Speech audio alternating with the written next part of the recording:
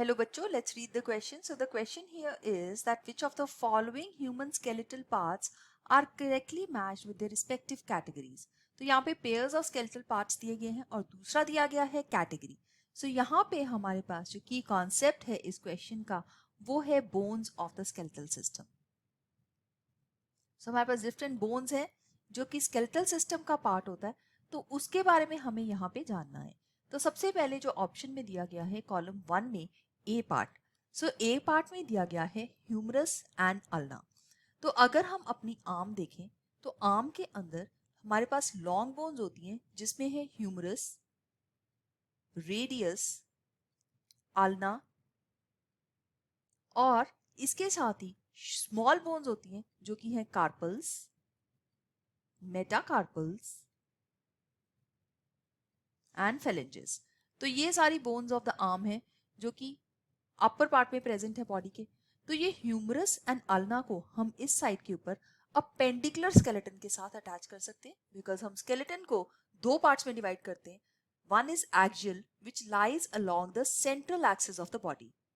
Axial skeleton जो होता है वो होता है central axis of the body और इसके अंदर स्कल, फेस की सारी बोन्स, वर्टिब्रल कॉलम और रिब्स आ जाता है, राइट. लेकिन इसके अलावा जो साइड बेस प्रेजेंट होता है उसको हम बोलते हैं appendicular skeleton.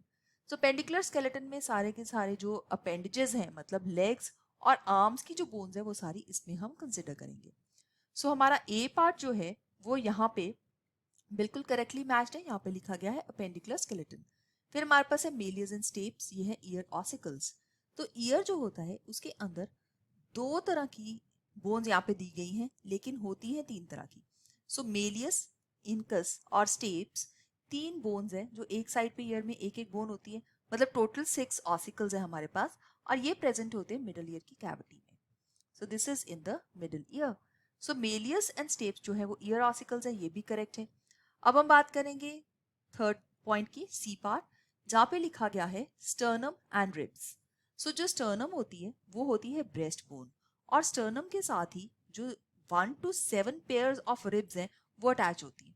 So total pairs of ribs हैं 12 पेयर्स और फर्स्ट से लेके 7th तक जो है वो स्टर्नम या ब्रेस्ट बोन के साथ अटैच्ड होती है. ये सेंटर एक्सिस में है बॉडी के, इस वजह से ये एक्सियल स्केलेटन कहलाता है, तो ये भी करेक्ट है.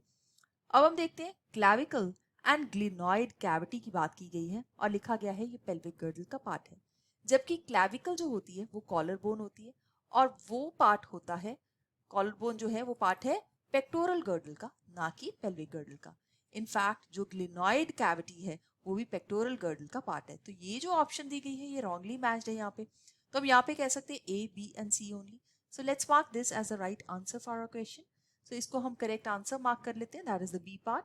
बाकी ऑप्शंस जो यहाँ पे दी गई हैं इनको हम रॉन्ग यहाँ पे मार्क कर सकते हैं. So I hope you have understood it well. All the best. Thank you.